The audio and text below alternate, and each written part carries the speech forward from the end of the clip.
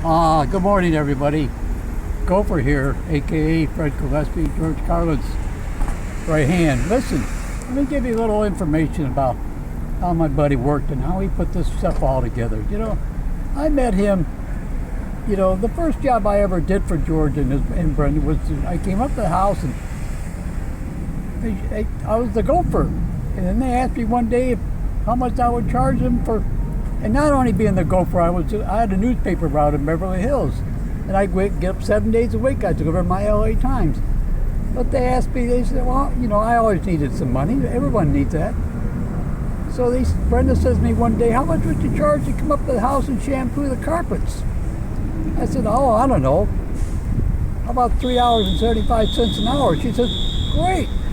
So I went out and I rented a carpet shampooer and brought it up to the house. I still drive an old beat-up Volkswagen, and that's how it all started. And I'd be up there in the morning shampooing the carpets, and Brenda would come out and chat with me. And a little while later, Georgia would come out and we would chat. Just one-on-one, just human beings talking to one another. But let me tell you about how he worked. I mean, George put all this stuff together, man. He would work with a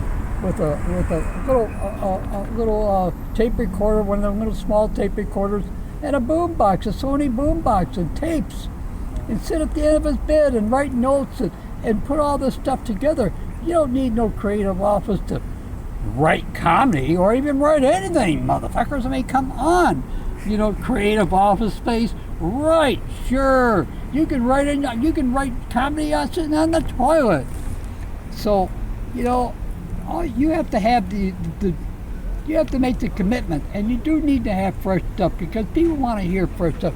These old lame ass jokes that comedians talk, and I'm not putting anyone down because a lot of it's funny and people still use it, and comics steal from one another, and that's just the nature of the game.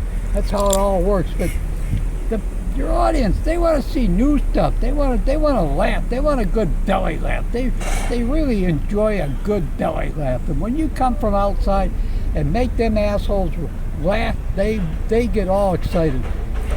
And but he worked at this. This wasn't I just show up and tell a few jokes and go home. No, man. That was a 24/7 gig, and he worked his butt off. And he wrote all that stuff, guys. George wrote all that stuff and put it together. And when you write it, it doesn't seem funny. But when you deliver it, it's the timing of it all. It's like you be sitting around talking about, it says, hey, listen, work, shit, and fuck, they all work. All 4-letter words. That's how stuff sort of comes out. So anyway, from the Gopher, little insight onto my buddy George and how hard it was for him to work and get out there and do this all the time. So you just don't show up and think it's going to happen. You have to work. This is a work thing.